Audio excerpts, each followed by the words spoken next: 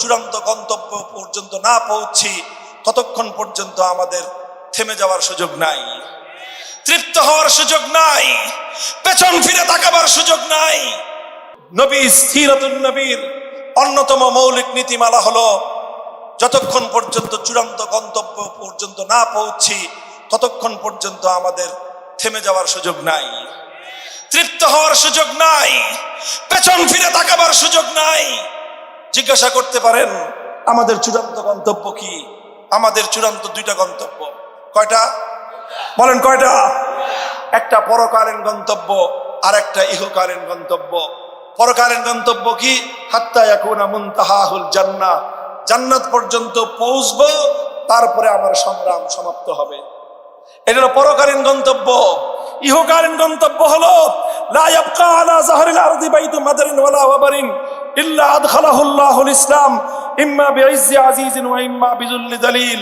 যতক্ষণ পর্যন্ত আল্লাহর জমিনের প্রতি ইঞ্চি মাটিতে দ্বীনের ঝান্ডা উড্ডীন না হবে, যতদিন পর্যন্ত এই জমিনের প্রতি ইঞ্চি মাটিতে আল্লাহর দ্বীন বিজয়ী না হবে, যতক্ষণ পর্যন্ত এই জমিনের প্রতি ইঞ্চি মাটিতে আল্লাহর কোরআনের রাজ কায়েম না হবে, খেলাফতের শাসন ব্যবস্থা পূর্ণাঙ্গ রূপে বাস্তবায়িত না হবে, ততদিন পর্যন্ত আমাদের পথ চলা চলবে ইনশাআল্লাহ।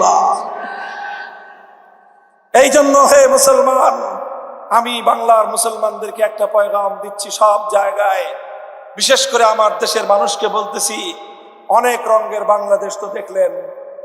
একবার আমরা দেখলাম সোনার বাংলাদেশ, সোনার বাংলাদেশের গল্প শোনালেন একজন, তারপরে দেখলাম গোলামীর বাংলাদেশ, এরপরে আরেকজন এসে বললেন নতুন বাংলাদেশ, দেখলাম কি ওই পুরান জিনিস, নতুন নতুন মোড়ক।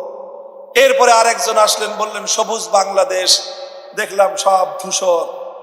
এরপরে আরেকজন বললেন ডিজিটাল বাংলাদেশ, দেখলাম জনগণের রক্ষিত সংরক্ষণাগার জাতীয় ব্যাংক বাংলাদেশ ব্যাংকের সংরক্ষণাগার থেকে ডিজিটাল কায়দায় হাজার হাজার টাকা চুরি হয়ে যায়, এর নাম হলো ডিজিটাল বাংলাদেশ।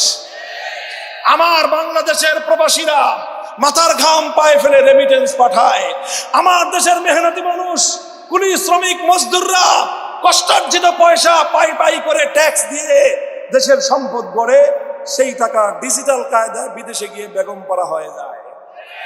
এছাড়া আর কোনো ডিজিটাল দেখি নাই আমরা। এজন্য বলতে চাই, এবার সোনার বাংলাদেশ দেখা শেষ, নতুন বাংলাদেশ দেখা শেষ, সবুজ বাংলাদেশ দেখা শেষ, ডিজিটাল বাংলাদেশও দেখা শেষ। এবারের আমরা একটা বাংলাদেশ দেখতে চাই, সে বাংলাদেশ হলো ইসলামের বাংলাদেশ, আল কোরআনের বাংলাদেশ, খেলাফতের বাংলাদেশ। নারে তাকবীর, নারে তাকবীর। আগামীর বাংলাদেশ, আগামীর বাংলাদেশ, ইসলামের বাংলাদেশ। নারে তাকবীর। আজকের সম্মেলন এই ইসলামের বাংলাদেশ শুধু স্লোগান দিয়ে হয়ে যাবে না, হ্যাঁ? শুধু স্লোগান আর মুখের কথায় চিরে ভিজে যাবে?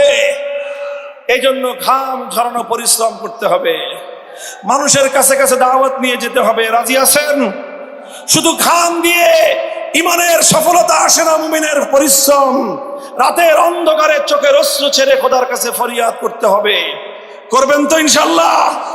মনে রাখবেন, শুধু ঘাম আর অশ্রু দিয়ে কোনোদিন বিপ্লব আসে না। ঘাম আর অশ্রু দিয়ে বিপ্লবের জন্য পরিবেশ তৈরি হয়, ঈদগাহের জামাত তৈরি হয়।